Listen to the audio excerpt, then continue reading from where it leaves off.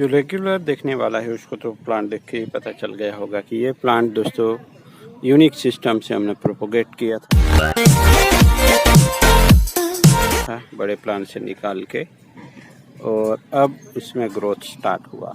जैसे मानसून आता है जैसे प्लांट बौरा जाते हैं, एकदम से ग्रो करने लगते हैं और हमारे कंट्रोल में नहीं रहते, तब हमें इस ग्रोथ को हटाना होता है। क्योंकि मानसून में हवाएं चलती है, ये नेगेटिव स्पेस है तो उसको हम कम कर सकते हैं। तो आजकल हम नेगेटिव स्पेस पे बारे में भी बात कर रहे हैं। बैलेंस पे आके हम अटके थे, फिर आए हैं हम नेगेटिव स्पेस पे। तो धीरे धीरे अनडिस्कवर कर रहे हैं, हम डिस्कवर कर रहे हैं कुछ न कुछ नई नई चीज़ें। ये भी हमने डिस्कवर की हुई है, यानी नई टेक्निक जिसको हम पार्सल बना देते हैं। कुछ दिन पहले हमने एक्सेल वुड भी दिया एक वीडियो में। तो ये टोटली रेडीमेड बोनसाई हो जाते हैं इस तरह का, अगर हम काम करते हैं तो दोस्तों। अब हमें यहाँ केवल ब्रांचिंग बनाना बाकी रह जाता है। एक स्टॉक हमें मिल जाता है जिसमें कि ब्रांचिंग ही करवानी होती है।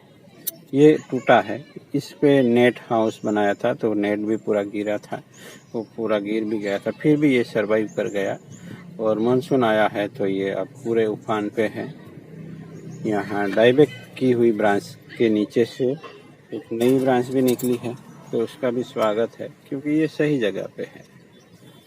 तो इस सीज़न में दोस्तों आपको क्या करना होगा, वायर बाइट्स देखने हैं, वायरिंग किया है तो और ज़्यादा हो गया है तो वो सब हटा दीजिए।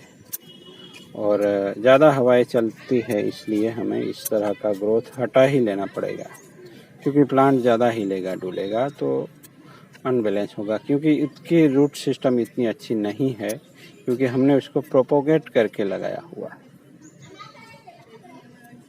बहुत सारी संभावनाएं होती है, हम कभी भी किसी भी प्लांट का स्टाइल बदल सकते हैं। इसलिए मैं पहले से कुछ सोचता नहीं, क्योंकि इस प्लांट को भी हम चाहे तो यहाँ से अलग करके नया प्रोपोगेशन करवा सकते हैं। क्योंकि हमारे पास इतनी अच्छी तकनीक है कि हम कौन सी भी ब्रांच को कभी भी किसी भी सीजन में हम इस तरह से प्रोपोगेट करवा सकते हैं। तो बहुत ही सिंपल हो जाता है।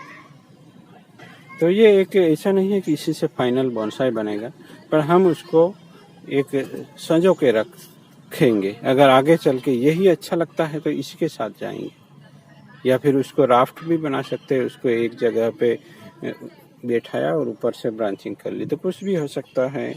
उसको हमें संजो के रखना है दोस्तों। तो मानसून में ये सब काम कीजिए। वायर बाइट हुआ है, वायर बाइट हटा दीजिए, नज़र बनाए रखना है। पत्ते कभी काले पड़ के गिरते हैं तो कोई दिक्कत नहीं, वो मानसून में होता ही है। अब यहाँ एक ब्रांच उखड़ गई है तो वो बढ़ेगी तो भी अच्छी नहीं होगी, तो उसको हम निकाल देते हैं।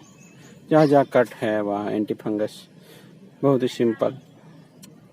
सब हमने एक शॉर्टकट सा बना लिया है दोस्तों। अगर आप वीडियो फॉलो करते हैं तो आपको बहुत कुछ जानना मिलेगा। बहुत सारे नए नए लोग भी जुड़ रहे हैं, अच्छा लगता है। उसको हमने सही से एंकर भी किया था, इसीलिए ये बचा है, नहीं तो ये पूरा गिरा पड़ा हुआ था। जब मैं आया था घर पे कुछ महीनों पहले, जब मैं बाहर रहा कुछ दिन में, कुछ नुकसान भी उठाना पड़ा।